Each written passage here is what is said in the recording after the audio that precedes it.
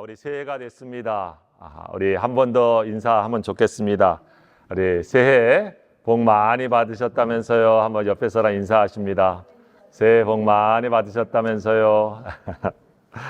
예, 하나님 예비하신 은혜 지금도 받고 있고, 또 이 한 해 우리 각자 또 교회에 예비하신 하나님의 우리 또 축복을 우리 성도들이 받아 누릴 수 있기를 다시 한번 또 기도하고 축복합니다.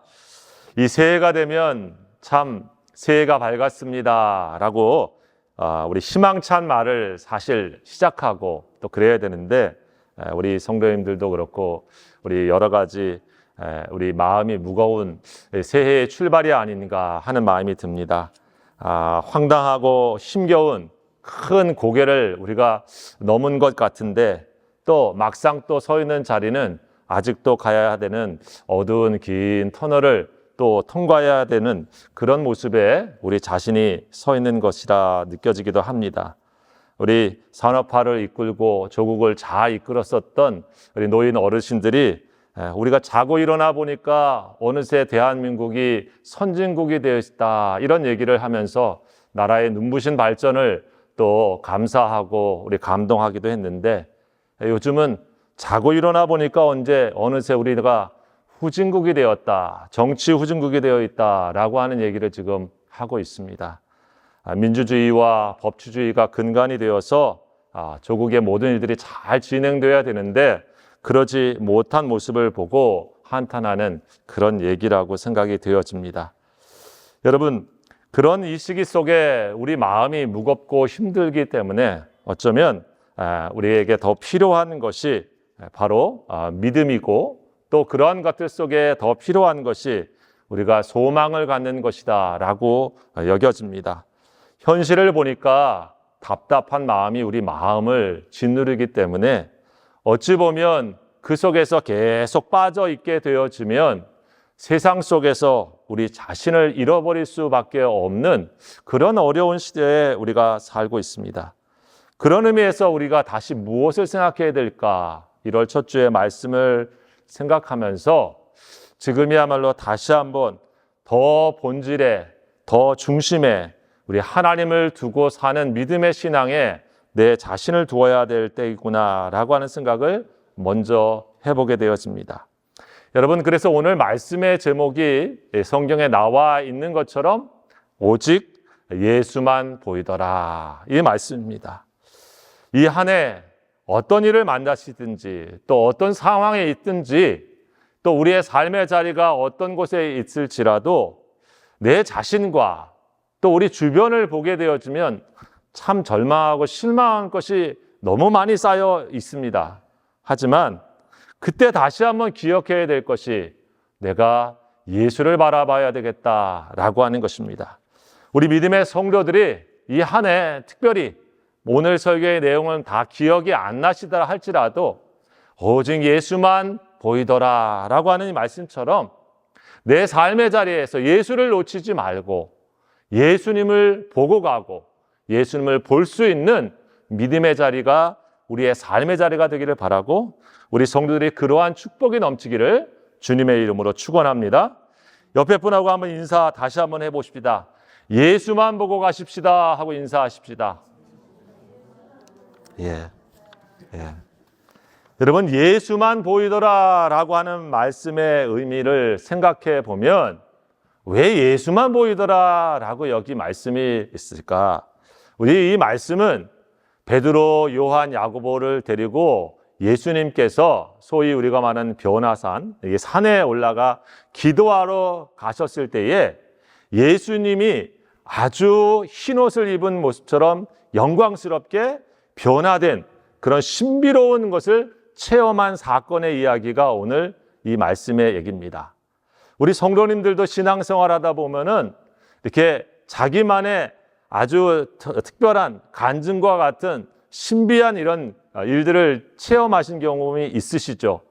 다 똑같이 경험하지는 않지만은 그런 일들을 우리가 만날 수가 있는데, 제자들 중에서 이 베드로, 요한, 야고보만 데리고 예수님께서 기도하러 가셨을 때에 오늘 성경에 보면 용모가 변화되고 그 옷이 휘어져 광채가 되었다. 이런 얘기를 하고 있습니다. 그러면서 32절에 보면 예수의 영광과 및 함께한 두 사람을 보다. 이런 말씀이 있습니다. 예수님의 평소의 모습을 우리 제자들이 따라가면서 살아갔을 때는 평범한 그런 모습이죠.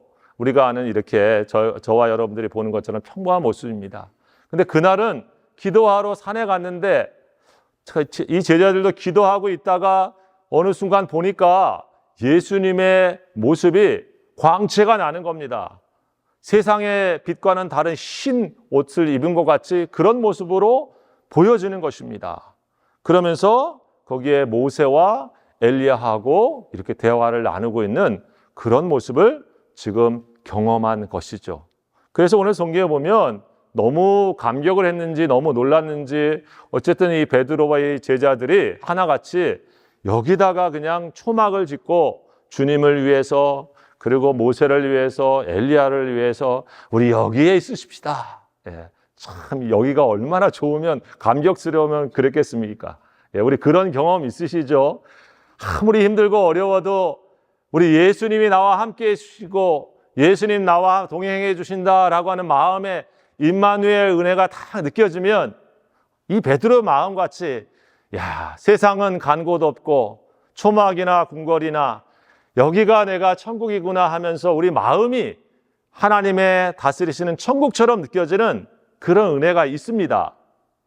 먼저 우리 성도들이 그런 의미에서 그런 이 한 해 힘들고 어려우실 때에 그렇게 예수님하고 정말 여기서 늘 영원히 있고 싶다. 그런 마음이 드실 만큼 그런 예수님하고 진한 신비의 경험들이 이 한 해에 있기를 저는 축복합니다. 어찌 보면 이 말씀의 시작이 여러분 이 말씀을 하신 후에 이렇게 시작이 되고 있죠. 무슨 말씀을 그 전에 하셨을까요? 성경 보면 거기 나오는데 무슨 얘기를 하셨냐면 예수님이 제자들에게 물었던 겁니다. 너희들 세상 사람이 나를 누구라고 그래? 이런 분이라고 얘기해요. 근데 너희는 나를 누구라고 생각해? 그러니까 베드로가 하나님의 그리스도십니다. 이런 고백을 한 거예요. 그런 다음에 예수님 무슨 얘기 하셨습니까? 그 여러분 성경에 보시면 내가 이제 십자가에 죽게 될 것이다. 이 얘기 하신 겁니다. 2일 후에 이 말씀을 하신 후에 8일쯤에 기도하러 가셨다는 얘기입니다. 그러면서 보면 무슨 얘기입니까? 예수님께서 이 산에 올라가셔서 지금 이 사건은 우리들에게 어떤 신비적인 것들을 단순하게 경험하게 해주시려고 하시는 그런 일이 아닙니다. 예수님께서 십자가의 길을 가시기 전에 제자들에게 너희들 나를 정말 누구라고 생각하느냐? 라고 물으셨을 때 주님은 그리스도시요. 하나님의 아들이십니다. 이런 믿음의 고백을 했었던 그 고백 위에 예수님께서 기도하시면서 그들에게 그 고백이 그들의 삶에 체험되어지도록 실제적으로 이 신비적인 경험을 보여주고 계신 것입니다. 예수님께서 정말 메시아다라고 하는 것을 그들의 고백으로만 경험되어지는 것이 아니라 신비로운 일을 통해서 하나님, 예수님 정말 이런 분이시구나 하고 눈으로 볼 수 있게 해주시고 가슴으로 느낄 수 있게 체험하게 해주셨다는 겁니다. 여러분, 그런 의미에서 우리 이 베드로와 요한과 야고보에게 앞으로 펼쳐질 이야기들은 사실은 고난과 십자가의 길을 가야 되는 그들에게 예수 그리스도 그분이 누구신가를 정확히 알고 정확히 체험하고 그분을 붙잡고 가야 되는 믿음을 더 단단하게 더 깊이 확장해 주시는 그런 사건인 것이죠. 영화로운 몸으로 변화되어진 것처럼 예수님께서 마치 장차 죽음을 이기시고 신령한 몸으로 부활하실 예수님의 모습을 예표해 주시는 것처럼 그분은 이 땅에 오신 하나님의 아들이시라고 하는 것을 체험하게 해주신 것입니다. 여러분, 신비적인 일을 우리에게 보여주시고 또 우리가 경험하게 되어지는 것은 신비주의자가 되라고 하시는 것이 아닙니다. 또 다른 신비를 내가 또 경험해야지. 또 다른 게 없나? 또 신령한 게 뭐가 없나? 이런 걸 찾으라고 우리에게 주신 것이 아니라 사실은 그 신비소의 중심에 있는 예수 그리스도를 더 분명히 붙잡고 믿음의 더 깊이 가운데 서라고 주시는 은혜인 것입니다. 그래서 여러분, 그 믿음에 서 있어야 되는 베드로와 요한과 또 이 야고보에게 그들이 더 이상 예수님은 저들에게 있어서 그냥 훌륭한 선생님, 위대하신 분, 혹은 가르침을 멋지게 하시는 정도의 그런 분이 아니라 내 삶의 모든 것들을 맡기면서 이 세상의 풍파와 고통과 몰아치는 그 모든 것들 속에서 언제든지 붙잡고 언제든지 피할 수 있는 진정한 피난처와 같은 분이시고 진정한 산성과 같으신 분이라고 하는 것을 그들로 하여금 다시 한번 체험케 하고 보여주시는 것이죠. 여러분, 성도들도 마찬가지입니다. 우리에게 신령한 은혜를 주시고 경험하게 하신 것은 무엇일까? 내가 얼마나 신령한 사람이라고 하는 것을 다른 사람에게 뽐내고 자랑하고 내가 이런 경험까지 한 사람이야 라고 다른 사람에게 자기의 영적인 존재의 가치를 자랑하라고 주시는 것이 절대 아닙니다. 사도 바울과 같은 그렇게 놀라운 은혜를 경험한 사람도 부득불 필요할 때만 자기 얘기를 했었던 것은 나를 드러내려고 한 것이 아니라 예수 그리스도를 드러내려고 할 때만, 예수 그리스도의 이름이 높여지려고 할 때만 자신의 그런 것들을 나타내고 있는 것을 생각할 때 우리 믿음의 경험도 마찬가지인 것이죠. 여러분, 세상의 삶의 자리에서 숨막히는 현실을 만나고 우리 마음에 가슴에 답답한 일을 만날 때 우리가 어디에 가서 무엇을 바라봐야 됩니까? 시편의 고백처럼 우리는 내 영혼이 여호와를 잠잠히 바라보나이다. 여호와는 나의 피난처시요 나의 요새이십니다 라고 하시는 그 고백으로 우리 예수 그분께 나아가는 신앙, 그것이 이 한 해 우리 성도들에게 있기를 축복합니다. 그런 믿음의 주가 되시고 우리를 온전케 하시는 분이 예수시다 라고 하는 것입니다. 여러분, 처음에 말씀드린 것처럼 우리의 삶의 현실 속에서 우리가 정말 절망할 수밖에 없는 일들을 만나고 가슴 답답한 세상의 일들을 볼 때마다 어디다가 무엇에다가 우리의 마음을 둘 수가 있겠습니까? 누가 우리의 심령과 마음을 다시금 일으켜주고 세워주며 이 세상의 어둠 속에서 희망의 빛을 보여줄 수 있겠습니까? 베드로와 요한과 야고보가 살던 그 시대에는 답답하지 않았을까? 그 시대는 모든 정치인들이 그들에게 정말 희망이 되어졌을까? 심지어 종교인들이 그 시대의 사람들에게 양심의 빛이 되어지고 삶의 길이 되어지는 길들을 얘기하는 진리의 파수꾼이었을까? 성경은 그렇게 보여지고 있지 않죠. 그런 삶의 자리에 있을 때마다 우리가 멈춰야 되는 자리, 우리가 주목해야 되는 자리가 무엇일까? 바로 예수 그분을 바라보는 것입니다. 예수 그분의 부활의 능력과 그분의 십자가의 은혜 앞에서 내 자신을 둘 때 여러분, 우리는 어떤 경험을 합니까? 이 세상에 있는 것들을 다시 한번 내려놓고 하나님 안에 서 있는 우리의 모습을 보게 되어지고 이 세상의 모든 것들을 다스리고 계시는 예수 그리스도 하나님의 아들을 만나게 되어집니다. 우리 귀한 성도들이 이 한 해를 살면서 바로 그런 주님을 붙잡고 갈 수 있기 바랍니다. 그 주님께 집중할 수 있는 신앙의 자리가 언제나 마음의 중심이 되기를 바랍니다. 여러분, 예수님께서 오늘 자신을 보여주시는 모습 속에 이 이유가 또 하나 있습니다. 그것은 무엇이냐면 제자들이 앞으로 예수님과 함께 걸어가야 될 이 세상을 그들이 힘있게 살도록 믿음을 다시 한번 세워주시는 사건입니다. 여러분, 예수님께서 이 신비로운 일을 우리가 알지만 여러분에게 다시 한번 물어봅니다.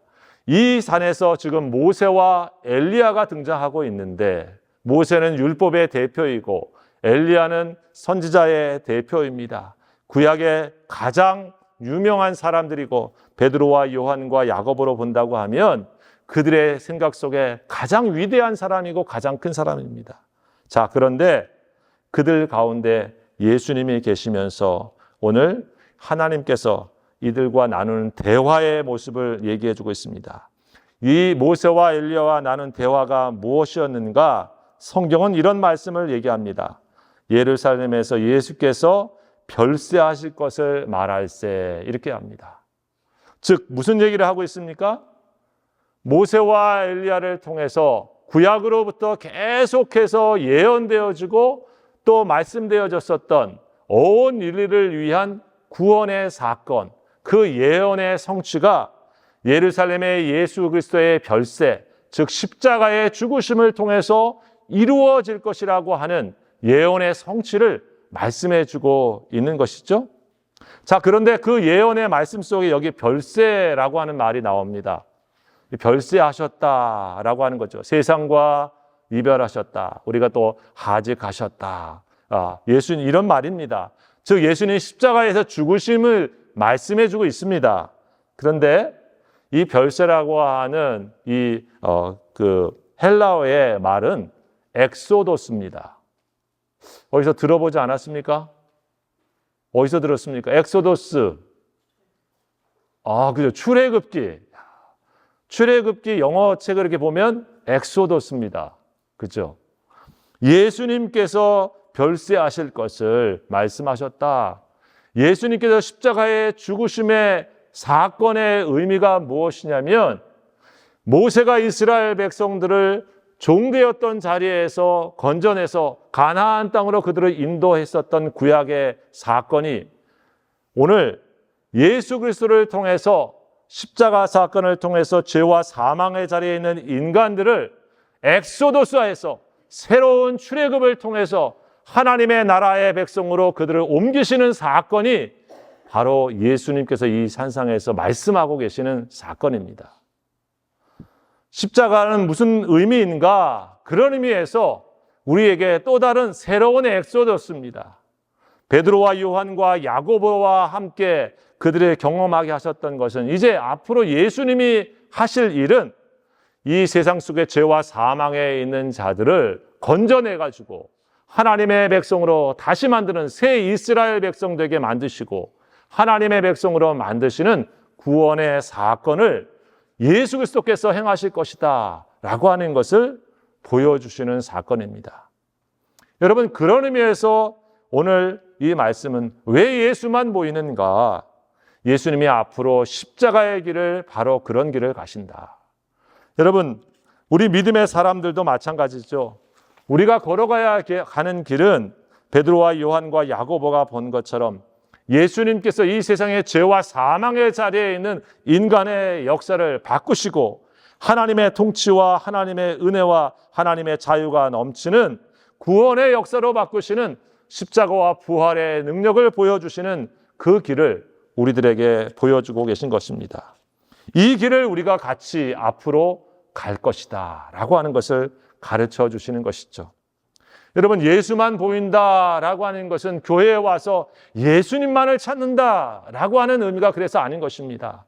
다시 산에 내려가서 그 예수로 무장되어지고 예수로 가득 찬 사람들이 예수님이 가고자 하셨던 구원의 길, 십자가의 길, 죄와 사망에 눌려있는 자들을 다시 자유케 하면서 이 세상 속에 하나님의 자유와 해방과 기쁨을 선포하는 믿음의 길로 다시 나아가라 라고 하는 말씀의 은혜를 주고자 저들에게 신비로운 은혜를 체험하게 하신 것입니다. 여러분, 그래서 오늘 우리는 예배를 드립니다. 예수 그리스도만 보는 시간이 오늘 예배라고 한다고 하면 우리는 다시 예배가 끝나면 다시 예수님과 함께 별세의 길을 가셨던 것처럼 우리들도 다시 주님과 함께 세상의 사람들을 출애굽시키기 위해서 저들에게 믿음의 역사로 우리가 주님의 길을 따르며 나아가게 되는 것입니다. 제자들은 여전히 약합니다. 오늘 성경에 보면 이 제자들이 사실은 기도하고 있었지만 졸았습니다. 참 성경은 진실합니다. 베드로가 훌륭해, 요한이 훌륭해, 야고보가 훌륭해. 이러지 않아서 위로가 되어집니다. 우리들도 그렇습니다. 주님을 알지만 또 기도하지만 주님의 길을 이렇게 붙잡고 가야 되는데 하는데도 사실은 졸 때가 있습니다. 그래서 위로가 되어집니다. 동시에 또 경계가 되어집니다. 나도 졸 수 있구나. 나도 예수님 바라보고 하면서도 나도 이렇게 졸다가 내가 하는 말이 뭔지도 모르고 그냥 예수님은 죽음의 길 가려고 하는데 나는 나 좋다고 하는 곳에만 집중하고 있는 그런 신앙을 할 수가 있구나 하고 보여줄 수 있는 모습이기도 합니다. 왜 그랬을까? 여러분, 예수님께서 오늘 이 말씀에 보게 되어지면 말씀 앞에 나는 십자가의 길을 가야 되겠다 이렇게 말씀하고 계시고요. 이 사건 다음에도 예수님께서는 나는 십자가의 길을 가야 되겠다. 인자가 죽어서 다른 사람의 대속물이 되어서 건져야 되겠다. 이 말씀을 하고 계십니다. 그런데 여러분, 제자들은 어디에 있을까? 조금 지나고 이 일을 경험한 다음에 그 앞에 제자들은 내가 얼마나 큰 사람인 줄 알아 하고 있습니다. 마음이 다른 곳에 가 있는 것이죠. 주님은 고난의 길에 마음이 가 있는데 제자들은 영광의 길에 지금 들떠 있습니다. 주님은 자신의 권세를 다 내려놓고 사람들을 건지고 세우려고 하는데 제자들은 내가 권세를 가지고 힘을 가지고 세상에서 눌렸던 자이기 때문에 남을 지배하는 자가 될까 하는 다른 곳에 마음이 가여 있다고 하는 것입니다. 기도하는데 기도의 자세와 중심이 서로 다른 것이죠. 십자가를 지기 위해서 하늘로부터 주시는 신령한 은혜를 구하고 있는 기도자가 있는가 하면 자신의 영광이 더 많이 채워지기를 바람으로 기도하고 있을 때는 피곤하여 쓰러지고 넘어질 수밖에 없는 것입니다. 여러분, 십자가 앞에 있었던 예수님은 3번씩이나 땀 흘려 기도하실 수밖에 없는 비장함에 서 있습니다. 왜 그렇습니까? 자신이 가야 하는 길을 받아들이고 서고 있기 때문에 그렇습니다. 여러분, 교회도 사실 그런 의미에서 다시 한번 우리의 영적인 마음과 자세를 가다듬습니다. 교회가 영광의 자리를 꿈꾸며 세상에서 더 많은 것들을 누리려고 하는 자세로 기도하기 시작하면 세상은 점점 어두워집니다. 그런데 교회가 십자가의 길을 가서 내가 나를 주님 앞에 내려놓아서 우리를 통하여 세상에 축복받는 존재가 되기 위해서 하나님 앞에 나를 죽이는 기도를 더 힘쓰게 되어지면 세상은 더 밝아지고 그 길은 기도하지 않고 갈 수 없는 길임을 보여주고 있는 것입니다. 여러분, 우리는 우리 자신을 위해서 충분히 기도해야 됩니다. 당연한 일입니다. 가정을 위해서 우리가 기도합니다. 그리고 교회를 위해 기도합니다. 그러나 그 기도의 깊은 중심에 예수님의 마음과 예수님의 길을 가고자 하는 마음이 우리의 삶의 기도의 중심이 되도록 해야 한다고 하는 것입니다. 하나님께서 내 육신을 회복하여 주셔서 주신 건강을 가지고 예수님을 따르는 길을 더 힘써야 되겠다 할 때 하나님이 우리를 더 힘있게 해주는 것이 의미가 되지 않겠습니까? 하나님이 내게 주시는 사업과 삶의 자리를 축복해 주셔서 이 물질이 생명을 살리는 곳에 더 힘있게 쓰여야지 하는 마음 가지고 하나님 앞에 우리가 기도하고 일할 때에 그 물질은 단순한 물질이 아니라 예수님의 힘이 되어서 생명을 살리는 도구가 되지 않겠습니까? 우리에게 지혜가 필요한 이유도 이 세상 속에 하나님의 나라를 확장하는 곳에 주님의 이름이 바르게 선포되어지고 알려지는 곳에 쓰임받도록 하나님께서 그렇게 나를 사용해 주시기를 원해서 지혜를 구하고 있는 자가 있다고 하면 성경의 말씀처럼 후히 주시고 꾸짖지 아니하시는 하나님께서 더하여 주시지 않을 이유가 없지 않겠습니까? 우리도 좋을 수 있습니다. 그래서 위로도 되지만 또 경계가 되어집니다. 이 한 해 여러분, 우리는 약합니다. 목회자라고 시험에 들지 않는 일이 있다. 그렇지 않습니다. 장로님이시라고 해서 절대 시험에 떨어지지 않는다. 그렇지 않습니다. 우리가 선줄 생각하면 넘어질 수 있구나라고 하는 생각을 가져야 우리 자신이 경계심을 갖는 것이죠. 믿음의 자리를 다시 한번 오늘 산상에서 보여준 이 사건을 통해서 보여줍니다. 예수만 붙잡고 예수만 보이고 사는 삶은 그래서 믿음의 도전입니다. 믿음의 싸움입니다. 제가 이번 주에 차인표 씨 영상을 한번 이렇게 봤는데 차인표 씨가 자기 얘기의 간증이 아니라 작가로서 하는 얘기 중에 이런 얘기를 했습니다. 자기가 사실은 3가지 그런 습관이 있는데 그것이 무엇이냐면 내가 읽는 것, 또 쓰는 것, 운동하는 것, 이게 자기 삶의 습관이 되어 있다. 근데 처음부터 그렇게 되어 있었던 것이 아니고 자기가 쓰는 것은 젊은 시절에 인터넷이 없을 때 편지로 자기 가족한테, 친구한테 아주 많은 양의 편지를 썼는데 그게 어느 날 습관이 되어서 나 자신의 삶을 돌아보는 일기를 쓰는 것이 되었다. 그래서 오늘날 내가 사실 어느 순간 이 작가의 길이 되어지는 것까지 된 것 같다. 그리고 읽기라고 하는 얘기를 하면서 자기가 어느 순간 갑자기 책을 읽은 게 아니라 대학 시절 힘들고 바쁜 시절에 도예프스키의 그 까라마프의 형제들 그거를 갖다가 읽게 되었는데 영어로 읽을 때 자기의 의미도 잘 이해가 안 되지만 하루 자기 전에 30분씩 책을 읽다 보니까 어느 순간 두꺼운 책을 딱 읽게 되어져서 다음에 그 자신감 때문에 다른 책도 계속 자기 전에 30분씩 책을 읽게 되었다. 그래서 오늘날 내가 그것이 습관이 되어 있다. 그리고 나는 일하고 아르바이트를 했어야 됐었는데 특별한 운동 유튜브도 없던 시절에 그냥 시간 나는 대로 푸시업을 해서 소위 자기가 몸짱 탤런트가 됐다. 이런 얘기를 하시더라고요. 그러면서 이런 얘기를 합니다. 자기가 탤런트를 하면서 사실은 큰 방송사 2곳에 이렇게 어플라이를 했는데 다 떨어졌는데 마지막에 사실은 한 곳에 붙게 되었다라고 하는 얘기를 하면서 내가 떨어진 것은 실패인데 실패는 밖으로부터 나한테 주는 것이었지만은 그래도 내가 포기하지 않는 것, 내 스스로 그만두지 않을 때 마지막 내게 오는 그 찬스가 내게 이렇게 탤런트의 길을 갈 수 있는 길이 되었다. 이런 얘기를 하면서 도전이라고 하는 얘기를 하는 것을 기억하게 됐습니다. 내가 끊임없이 포기하지 아니하면 계속 도전할 수 있는 것이다. 여러분, 믿음의 자리도 그렇다고 믿습니다. 우리가 신년 처음 하면서 기억해야 될 것은 내 영적인 예수 바라보고 붙잡는 그런 좋은 습관들을 내가 어떻게 생활화해서 내 삶의 자리가 되게 할 것인가.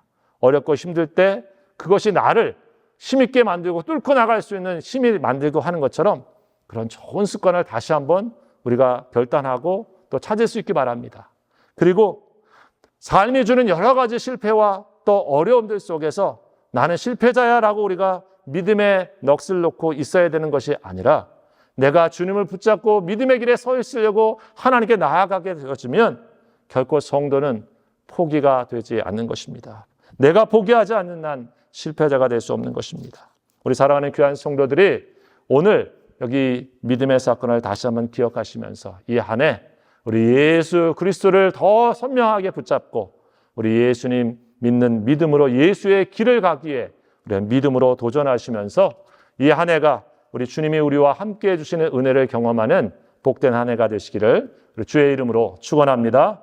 기도합시다. 아버지 하나님 감사합니다.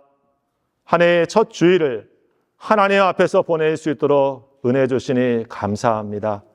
하나님, 세상에 우리에게 소망이 되지 못하고 사람과 지도자들이 우리의 소망이 되지 못하는 모습을 목도할 때 다시 한번 우리의 주 그리스도, 우리 하나님이 살아계심을 우리 마음속에 더 깊이 묵상하며 그리스도 안에 거할 수 있는 믿음의 한 해가 되게 하여 주시고 그 예수 그리스도의 길을 삶의 환경과 여건을 뛰어넘어 주님과 함께 더벅더벅 한 걸음씩 나아가는 축복된 인생이 다 되어질 수 있도록 함께하여 주옵소서. 예수님의 이름으로 감사하며 기도하옵나이다. 아멘. 이제는 우리 주 예수 그리스도의 은혜와 우리 아버지 하나님의 원하신 사랑하심과 성령님의 역사하시고 교통하시며 충만케 하시는 귀한 은혜가 이제 2025년 새해를 허락하심을 감사하며 믿음으로 세상으로 나아가는 성도들 머리 위에, 저들의 가정 위에, 그리고 피로 차신 몸된 교회 위에 지금부터 영원토록 함께 하옵시기를 간절히 축원하옵나이다. 아멘.